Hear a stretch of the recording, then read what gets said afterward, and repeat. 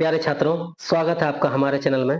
आज हम पढ़ने वाले हैं झारखंड बोर्ड के हिंदी अंतरा भाग 2 का एक कविता जिसे लिखा है सच्चिदानंद हीरानंद वात्स्यायन अज्ञे जी ने। ठीक है, कविता का नाम है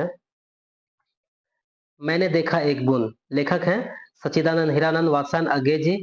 इनका जन्म हुआ था 1911 में, मृत्यु हुई थी 1987 में। ठीक है, तो जैक बोर्ड के जो विद्यार्थी हैं, क्लास 12 के विद्यार्थी हैं, उनके लिए हिंदी में 2 पाठ्य पुस्तक चलती है, 3 चलती है, जिसमें से एक कविता खंड है अंतरा भाग 2। अंतरा भाग 2 का कविता खंड का हम पढ़ने जा रहे हैं, मैंने देखा एक बूंद। ठीक है, आइए हम देखते हैं इस कविता को पढ़ते हैं, इसका विश्लेषण करते हैं। ठीक है, तो हमारे चैनल में आए हैं तो लाइक शेयर सब्सक्राइब कर दीजिए। ठीक है, और चलिए स्टार्ट करता हूँ। हमारे वीडियो को छोड़ कर नहीं जाइएगा, पूरा देखिएगा, बहुत ही महत्वपूर्ण ये क्लास है आज का। ठीक है, देखिए, आइए पहले हम कविता पढ़ते हैं। ठीक है, देखिए, मैंने देखा एक बूंद, मैंने देखा एक बूंद सहसा उछली सागर के झाग से, रंग गई क्षण भर ढलते सूरज की आग से। कवि जी कह रहे हैं कि मैंने देखा एक बूंद, ठीक है, जो सागर के उछलती लहरों से उछल गई और मिल गई उसके सागर के झाग से, और जो रंग गई क्षण भर, तुरंत रंग गई। ठीक है, ढलते सूरज की आग से। ठीक है, इसका विश्लेषण हम करेंगे आगे, पहले इसे पढ़ लीजिए। मुझको दिख गया, मुझको दिख गया सुने विराट के सम्मुख, हर आलोक हुआ अपनापन है उन्मोचन नस्वरता के दाग से। ठीक है, चलिए, ये कविता था। आइए इसका हम विश्लेषण करते हैं। देखिए, सबसे पहले हम देखते हैं ये कविता कहाँ से लिया गया था। ठीक है, देखिए, संदर्भ है प्रस्तुत काव्यांश जो है मैंने देखा एक बूंद कविता से उदित है। यह कविता अज्ञे जी की अरि ओ करुणा प्रभामय काव्य संग्रह से लिया गया। कहाँ से लिया गया है? तो अरि ओ करुणा प्रभामय काव्य संग्रह जो अज्ञे जी का जो है लिखा हुआ है काव्य संग्रह, वहां से लिया गया है। ठीक है, और प्रसंग है अज्ञे जी ने क्षण के महत्व तथा क्षण भंगुर विश्व की चेतना, क्षण भंगुर, ठीक है, विश्व जो तुरंत टूट जाए, क्षण भंगुर उसे कहा जाता है, विश्व की चेतना को एक छोटी सी कविता में स्पष्ट किया है। कवि बूंद के माध्यम से लघु के विराट में विलीन होने की प्रक्रिया को अपने शब्दों में व्यक्त कर रहा है। मतलब लघु छोटा सा एक बूंद को एक विराट में, माने कि बहुत बड़ा सागर में विलीन होने की प्रक्रिया को अपने शब्दों से अभिव्यक्त कर रहे हैं। ठीक है, चलिए आगे देखते हैं क्या है, व्याख्या देखते हैं। देखिए, व्याख्या पढ़ने से पहले मैं कुछ बताता हूं आप लोगों को। देखिए, बूंद जो होती है जीवात्मा का प्रतीक है। ठीक है, और सागर परमात्मा का प्रतीक है। बूंद क्षण भंगुर होता है और सागर शाश्वत होता है। बूंद जो है क्षण भंगुर होता है, लेकिन सागर जो है वो शाश्वत होता है, वो अथाह है। ठीक है, और बूंद की सार्थकता बूंद की सार्थकता सागर के साथ संबंध होने में, बूंद अगर सागर में मिलेगी उसका संबंध तभी तब ये सार्थक होती है। ठीक है, आइए अब इसका हम व्याख्या देखते हैं।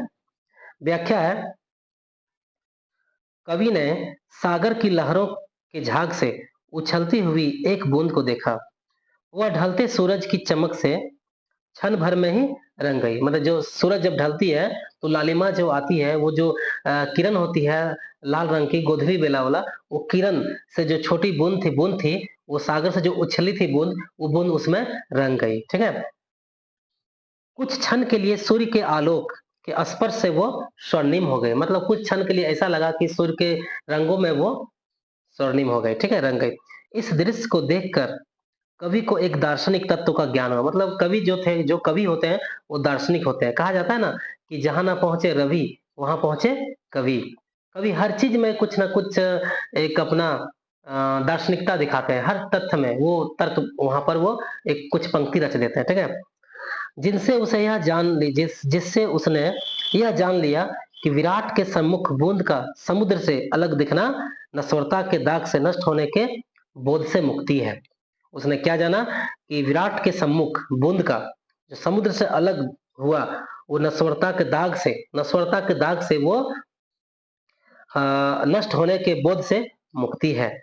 क्षण भर में वह पुनः उसी विशाल सागर में समा गई, फिर वो विशाल सागर में समा गई। ठीक है? आगे है, बूंद सागर में मिलकर अपना अस्तित्व खो देती है। बूंद जो होती है, एक बूंद अगर सागर में मिल गई तो अपना अस्तित्व अपना जो है वो खो देती है, तथा सागर से अलग हो अपने अस्तित्व को वो धारण करता है। अगर वो सागर से अलग होती है तो बूंद कहलाती है। अगर बूंद सागर में मिल गई तो फिर वो उसका कोई अस्तित्व नहीं है, वो सागर में हो गई। ठीक है? बूंद का सागर से में मिलना ही उसकी मुक्ति है। अगर अकेली बूंद अगर वो सागर में मिलेगी तभी उसका मुक्ति है। ठीक है? कवि आत्मज्ञानी है। उसने उसने बूंद और सागर के माध्यम से आत्मा और ब्रह्म के स्वरूप को बताया है। ध्यान से सुनिएगा। जैसे बूंद का अपनापन सागर से होता है, जैसे बूंद का अपनापन सागर से होता है, सागर में मिल करके ही उसे मुक्ति मिलती है, वैसे ही आत्मा का अपनापन ब्रह्म से होता है। कुछ दिनों के लिए वह इस नश्वर संसार में शरीर धारण करके रहता है। मतलब मनुष्य जो है कुछ दिनों के लिए एक शरीर धारण करके संसार में रहता है। उन्हें ज्ञान मतलब अर्थात ब्रह्म के आलोक में अपनी आत्मा को प्रकाशित करने से उसी विराट ब्रह्म से उसकी एकाकारिता होती है, उससे वो मिलती है, जिससे उसे सांसारिक बंधनों एवं इस संसार से मुक्ति मिल जाती है।